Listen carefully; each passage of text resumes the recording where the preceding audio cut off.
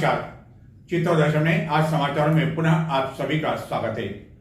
चित्तौड़गढ़ नगर एवं जिले भर में शुक्रवार को कड़ाके की सर्दी एवं कोहरे के कारण जनजीवन काफी अधिक प्रभावित रहा। चित्तौड़गढ़ में कोहरे का हाल ये रहा कि सवेरे 2 बजे तक भी लोगों को अपने वाहनों की हेडलाइट जलाकर अपने वाहन चलाने पड़े। वहीं इस कोहरे के कारण कई तरह की दैनिक जो जीवनचर्या है वही प्रभावित हुई एवं सवेरे जो लोग इस सर्दी में भी भ्रमण करने के लिए जा रहे हैं वह इस घने कोहरे के कारण पुनः अपने घरों में कैद होकर रह गए एवं दिन में कई स्थानों पर लोग अलाव कर सर्दी से राहत पाते हुए देखे गए। चित्तौड़गढ़ एवं जिले के अधिकांश क्षेत्रों में शुक्रवार को कोहरे का असर बना रहा। चित्तौड़गढ़ जिला मुख्यालय पर हाल यह था कि प्रातः 9 बजे तक भी कोहरे का असर बना रहने से जनजीवन पर भी इसका खासा असर पड़ा। सवेरे दूध सप्लाई करने वाले भी कई घरों पर देरी से पहुंचे। वहीं कई वाहन चालकों को प्रातः 9 बजे तक भी अपने वाहनों की हेडलाइट चलाकर वाहन चलाने पड़े एवं इस कारण कुछ ट्रेनें भी अपेक्षाकृत देरी से चित्तौड़गढ़ पहुंची। जिले के अन्य कई क्षेत्रों में भी कोहरे का काफ़ी अधिक असर बना रहा एवं अगले 2-3 दिनों तक इसी तरह का असर बना रहने की संभावना से मौसम विभाग ने इनकार नहीं किया है।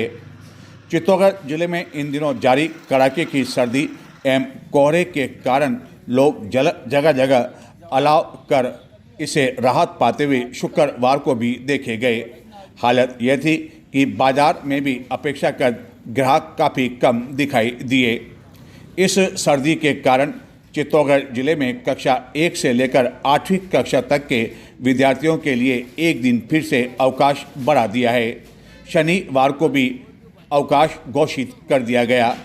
गत 6 जनवरी को शीतकालीन अवकाश के पश्चात कक्षा 1 से लेकर 8वीं कक्षा तक की स्कूलें खुलनी थी, लेकिन उसके बाद लगातार जारी के सर्दी के कारण अवकाश बढ़ाए जा रहे हैं। हालांकि शनिवार को अवकाश घोषित किए जाने के बाद आगामी सोमवार से कक्षा 1 से लेकर 8वीं कक्षा तक के विद्यार्थियों के लिए स्कूल का समय परिवर्तन कर दिया गया है एवं उनके लिए स्कूल का समय प्रातः 11 से अपराह्न 4 बजे तक रहेगा।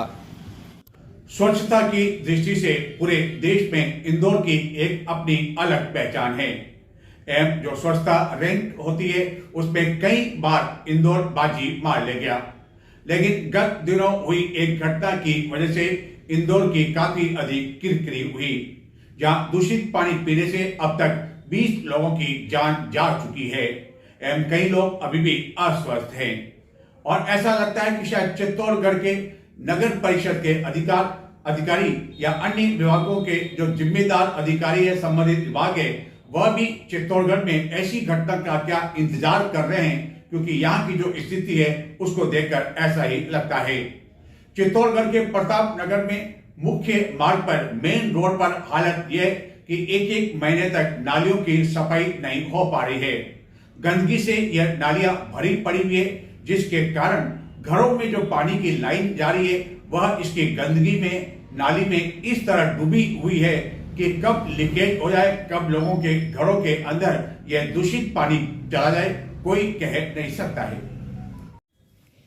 चित्तौड़गढ़ के अधिकांश गली मॉलों के साथ साथ मुख्य मार्ग पर भी सफाई की स्थिति यह है कि सब कुछ राम भरोसे चल रहा है और ऐसा लगता है कि नगर परिषद के अधिकारियों की सफाई कर्मचारियों पर किसी तरह की न तो कोई निगरानी है और न ही उनका कोई धड़ी धोरी है।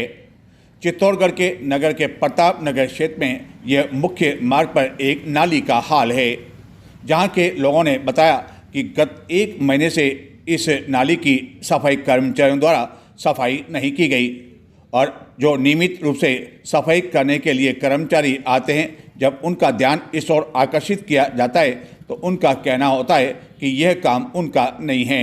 नालियों की सफाई करने के लिए अलग से सफाई कर्मचारी हैं। हालत यह है कि कई स्थानों पर इस तरह नालियों में पानी की जो लाइन घरों में जा रही है वह इस तरह डूबी हुई है एवं यह लाइन पानी की अंदर से कब लीकेज हो जाए और कब गंदा पानी इसमें मिल जाए कहा नहीं जा सकता है। क्षेत्रवासियों के अनुसार सफाई कर्मचारियों का ध्यान भी इस ओर आकर्षित किया जा चुका है कि गंदे पानी का जो ये नाली है उसमें से उनके घरों की पाइप लाइन भी गुजर रही है और कभी भी इसे दूषित पानी की घटना हो सकती है। लेकिन सफाई कर्मचारी इस और बिल्कुल अनदेखा बने हुए हैं, जिनके द्वारा किसी तरह की कोई सफाई नहीं की जा रही है। जब मुख्य मार्गों की गंदगी का यह हाल है, नालियों का यह हाल है, तो अंदर जो अन्य कई अंदरूनी गलियां हैं वहां क्या स्थिति होगी इसका अंदाज़ा लगाया जा सकता है। इसी तरह की शिकायत नगर के श्री राम कॉलोनी, नीलकंठ कॉलोनी के लोगों द्वारा भी की गई, जिनका कहना है कि गत कई समय से सफाई कर्मचारी उनके वार्ड में नियमित रूप से सफाई करने के लिए नहीं आ रहे हैं। चित्तौड़गढ़ के इंदिरा गांधी स्टेडियम में आयोजित गुम 70वीं राष्ट्रीय विद्यालय हैंडबॉल प्रतियोगिता में मेजबान राजस्थान के लिए बहुत बड़ी खुशखबरी रही। इस प्रतियोगिता में पहली बार राजस्थान की टीम न केवल फाइनल में छात्रा वर्ग में पहुंचने में सफल रही, बल्कि उसने बाजी भी मार ली और फाइनल का खिताब छात्राओं ने अपने नाम कर लिया। इसी तरह छात्र वर्ग की टीम एक बार पहले फाइनल में पहुंच चुकी, लेकिन फाइनल का खिताब जीत नहीं पाई। लेकिन चित्तौड़गढ़ में उसने फाइनल अपने नाम कर लिया और इस तरह दोनों ही यानी कि छात्र और छात्रा वर्ग की टीम फाइनल जीतने में सफल रही। शनिवार प्रातः 11 बजे समापन समारोह आयोजित किया जाएगा। चित्तौड़गढ़ को पहली बार जब गुम 70वीं राष्ट्रीय विद्यालय हैंडबॉल प्रतियोगिता की मेजबानी मिली तो पूरे जिले में खुशी का ठिकाना नहीं रहा और पूरे जिले के लिए गौरव की यह बात थी। हर खिलाड़ी एवं हर कोई खुशी के मारे फूले नहीं समा पा रहा था, लेकिन किसी ने सपने में भी शायद उम्मीद नहीं की होगी कि जिस जिले को यह मेजबानी मिली है और उसी राजस्थान के चित्तौड़गढ़ के इंदिरा गांधी स्टेडियम में यह आयोजन होगा और फाइनल मैच जब होगा और उस मैच में छात्र एवं छात्रा वर्ग दोनों में राजस्थान की टीम बाजी मार लेगी, यह शायद किसी ने कल्पना नहीं की होगी। राजस्थान के कोच को भी यह उम्मीद शायद नहीं थी।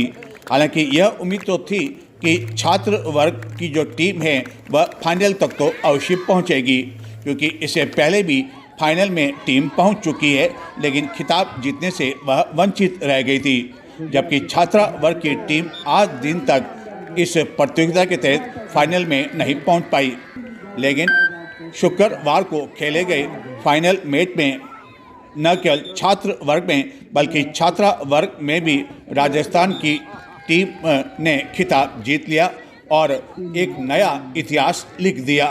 पहली बार गोल्ड जीतने में दोनों वर्ग की टीम कामयाब रही और जैसे ही यह कामयाबी मिली, न केवल राजस्थान के दोनों वर्गों के खिलाड़ी बल्कि बड़ी संख्या में दर्शक खुशी के मारे फूले नहीं समा पाए।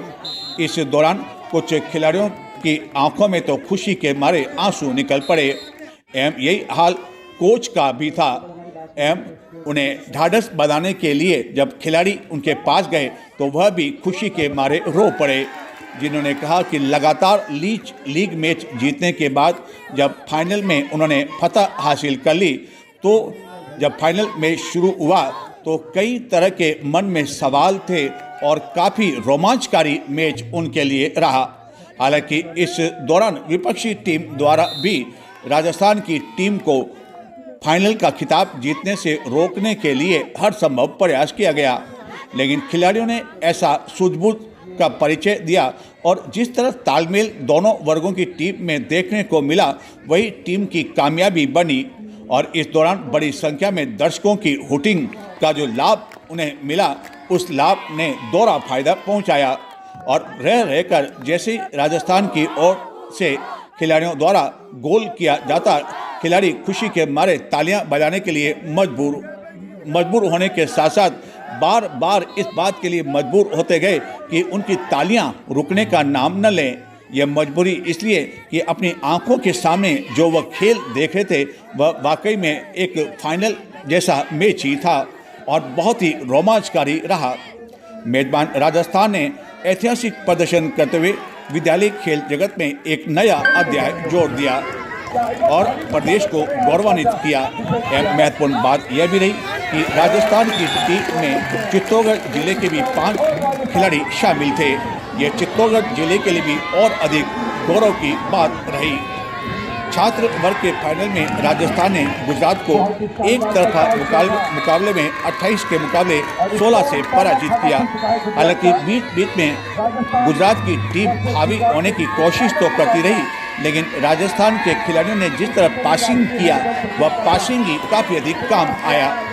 वहीं छात्रा वर्ग के फाइनल में राजस्थान ने कड़े और संघर्षपूर्ण मुकाबले में हिमाचल प्रदेश को 18 के मुकाबले 15 से मात देकर स्वर्ण पदक कब्जा कर लिया और 3 अंकों से उनकी जीत रही। और यह मैच वाकई में छात्र वर्ग के मुकाबले काफ़ी अधिक रोमांचकारी रहा, क्योंकि हिमाचल प्रदेश के खिलाड़ियों ने भी गोल्ड जीतने के लिए किसी तरह की कोई कमी नहीं रखी। इस फाइनल मुकाबले के अवसर पर चित्तौड़गढ़ के विधायक चंद्रमान आकिया, बेगू विधायक डॉक्टर सुरेश धाकड़ भी मौजूद थे।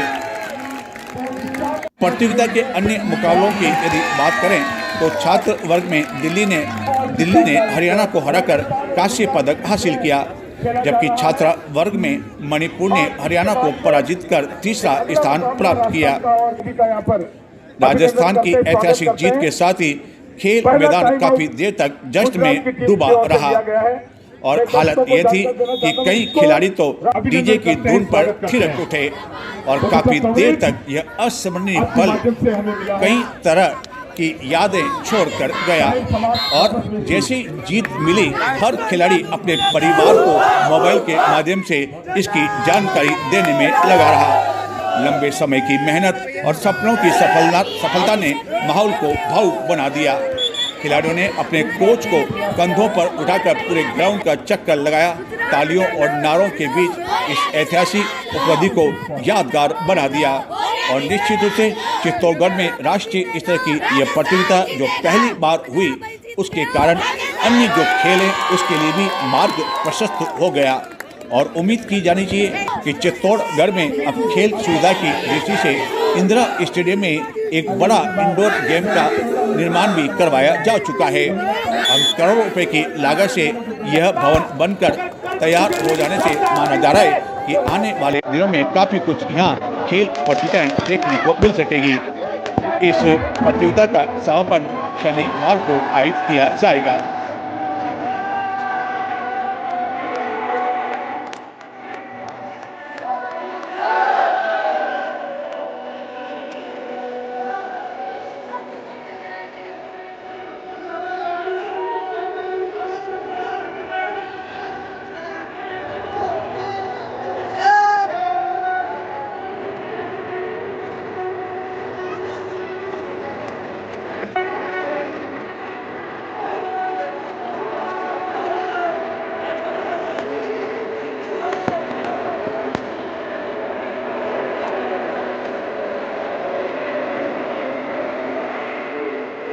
नजर डालते हैं कुछ और समाचारों की ओर, लेकिन संक्षिप्त में देखते रहें चित्तौड़ दर्शन। जगत गुरु रामानंदाचार्य महाराज के जन्म जयंती पर वैष्णव बैरागी समाज द्वारा शुक्रवार को चित्तौड़गढ़ नगर में शोभा यात्रा निकाली गई। वैष्णव समाज के आराध्य जगत गुरु रामानंद महाराज जन्म जयंती के अवसर पर श्री बजरंग सेवा समिति सैंती द्वारा रामानंद महाराज की तस्वीर पर माल्यार्पण कर पुष्प वर्षा की गई। उसके पश्चात पाडन हॉल से शोभा यात्रा निकाली गई, जो नगर के मुख्य मार्गों से गुजरती हुई गांधी नगर स्थित वैष्णव विद्या मंदिर पहुंच संपन्न हुई। शोभा यात्रा का बीच मार्ग में कई संस्थाओं द्वारा पुष्प वर्षा कर स्वागत किया गया एवं जगह जगह स्वागत द्वार बनाए गए एवं चित्तौड़गढ़ में शुक्रवार सवेरे तेज सर्दी एवं कोहरे का असर इस शोभा यात्रा पर भी पड़ा, जिसके कारण यह शोभा यात्रा निर्धारित समय से लगभग 3 घंटे विलंब से पाडन हॉल से रवाना हो सकी। शोभा यात्रा के अंत में एक बग्घी पर जगत गुरु रामानंदाचार्य महाराज की विशाल तस्वीर रखी हुई थी। जबकि आगे ही आगे शोभा यात्रा में शामिल बड़ी संख्या में समाज की महिलाएं बंजों पर नाचते गाते हुए चल रही थी एवं उनमें काफ़ी अधिक उत्साह देखने को मिला।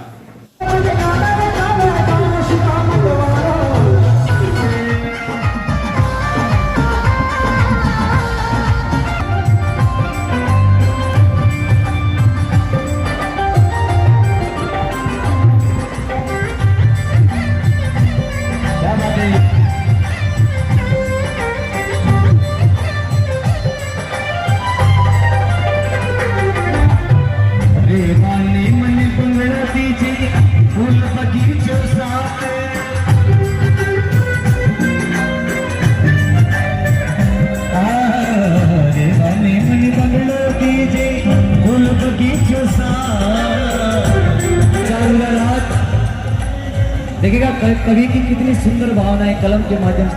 अरे बनाओ तेरे बिना ना तुम्हारा चार गुजारा ना ये हमारा चार गुजारा।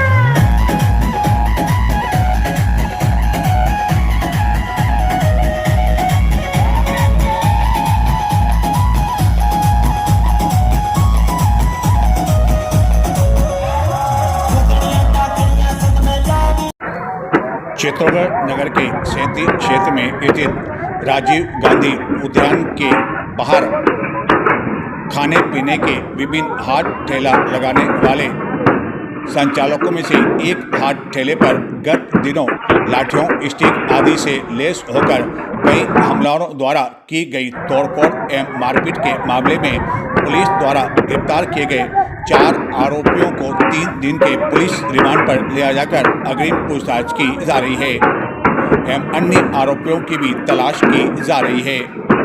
इस हमले में बड़ी संख्या में हमलावर शामिल थे जिन्होंने इस घटना को अंजाम दिया। राजस्थान के सीकर जिले में आयोजित 69वीं पुरुष राष्ट्रीय स्त्री विद्यालय क्रिकेट प्रतियोगिता में उत्कृष्ट प्रदर्शन करते हुए चित्तौड़गढ़ जिले के राजकीय उच्च माध्यमिक विद्यालय चौथपुरा के होनहार छात्र खुशहाल प्रताप सिंह सोलंकी का क्रिकेट नेशनल कैंप के लिए चयन हुआ है, जिसमें देश भर से कुल 25 खिलाड़ी शामिल थे। कैंप में शानदार प्रदर्शन के आधार पर राजस्थान की फाइनल 15 सदस्यीय टीम का चयन किया गया, जिसमें खुशहाल प्रताप सिंह सोलंकी ने अपनी जगह बनाई। अब खुशहाल राजस्थान टीम की ओर से अंडर 14 राष्ट्रीय प्रतियोगिता में प्रतिनिधित्व करेगा। यह उपलब्धि न केवल खुशहाल के लिए बल्कि पूरे चौथपुरा गांव और जिले के लिए गर्व का विषय है।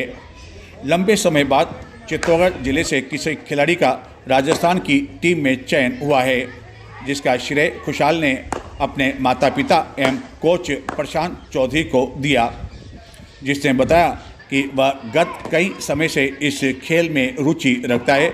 अनुशासन, मार्गदर्शन और नियमित अभ्यास वह करता रहा। चित्तौड़गढ़ जिले के मंडप्या में स्थित मेवाड़ के प्रसिद्ध कृष्ण धाम सांवलिया सेठ में गत 1 जनवरी से देश के विभिन्न स्थानों से बड़ी संख्या में भक्तजनों के पहुंचने का सिलसिला बना हुआ है, लेकिन 1 जनवरी के बाद यहां रहकर महिलाओं के गले से चेन एवं मंगल सूत्र लूटने की घटनाएं भी हो रही है। गत 7 जनवरी को पालनपुर से कई लोग यहां दर्शन करने के लिए आए थे एवं इनमें से एक महिला ने अपने गले में लगभग 10 तोला मंगल सूत्र पहन रखा था और इस भीड़ में कई ऐसी महिलाएं शामिल थी जिनकी नज़रें ऐसे मंगल सूत्र और चेन पर थी और इसी दौरान पालनपुर की इस महिला के गले में पहना यह मंगल सूत्र एक महिला ने उड़ा लिया, जो सीसीटीवी कैमरे में भी कैद हो गई, जिसके बाद परिजनों द्वारा मंडपिया में पुलिस में यह रिपोर्ट दी गई। लेकिन परिजनों का आरोप है कि पुलिस ने रिपोर्ट दर्ज नहीं की बल्कि चोरी की इस घटना को भी गुमशुदगी के रिपोर्ट के आधार पर दर्ज कर लिया। परिजन बार बार सीसीटीवी के फुटेज उन्हें बताते रहे और यह आग्रह करते रहे कि वह चोरी की रिपोर्ट दर्ज करें, लेकिन पुलिस ने केवल गुमशुदगी की रिपोर्ट ही दर्ज की। परिवार ने यह भी आरोप लगाया कि 7 जनवरी को अन्य कई महिलाओं के साथ भी इसी तरह की वारदात हुई, लेकिन इसके बावजूद पुलिस द्वारा किसी तरह की कोई रिपोर्ट दर्ज नहीं की गई एवं लाखों रुपए के इस तरह जेवरात चोरी होने के बावजूद आखिरकार पुलिस किसी के खिलाफ मामला दर्ज क्यों नहीं कर पा रही है, यह समझ से परे है। जबकि यहाँ मंदिर में बड़ी संख्या में CCTV कैमरे भी लगे हुए हैं और जगह जगह ऐसी महिलाओं के फुटेज भी आ रहे हैं जिनके आधार पर ऐसे गिरोह का पर्दाफाश किया जा सकता है और ऐसे महिलाओं को चिन्हित भी किया जा सकता है। हालांकि यह पहले बार नहीं हुआ बल्कि पूर्व में भी कई बार इस तरह भीड़ भाड़ जो लाइन लगती है उसका फायदा उठा चुके हैं एवं कई ऐसी महिलाएं ऐसे समय सक्रिय रह होती है। सनातन गौरव समिति चित्तौड़गढ़ के तत्वाधान में आयोजित होने वाली श्रीमद् भागवत कथा के सफल आयोजन को लेकर रतन बाग में एक बैठक आयोजित की गई। बैठक में उत्तम स्वामी महाराज के मुखार बिंद से होने वाली कथा के लिए समस्त व्यवस्थाओं पर चर्चा की गई, जिसमें कलश यात्रा को सफल बनाने पर बैठक में मौजूद कई लोगों ने महत्वपूर्ण सुझाव दिए एवं इस दौरान आचार्य के साथ ही उनके अनुयायियों की आवास व्यवस्था, पांडाल व्यवस्था, मंच व्यवस्था आदि के बारे में भी सुझाव दिए गए एवं बैठक में बताया गया कि कथा से पहले दिन भव्य शोभा कलश यात्रा का आयोजन किया जाएगा, जिसमें बड़ी संख्या में महिलाओं की भागीदारी रहेगी। यह कथा पूर्व में दुर्ग स्थित फतेह प्रकाश महल प्रांगण में प्रस्तावित थी, लेकिन सर्दी के मौसम एवं अन्य को देखते हुए स्थान परिवर्तन करना पड़ा। अब यह कथा 17 से 23 जनवरी तक महाराणा प्रताप सेतु मार्ग पर स्थित रतन बाग में आयोजित होगी एवं इस आयोजन को सफल बनाने के लिए जोर शोर से तैयारी आरंभ कर दी गई है।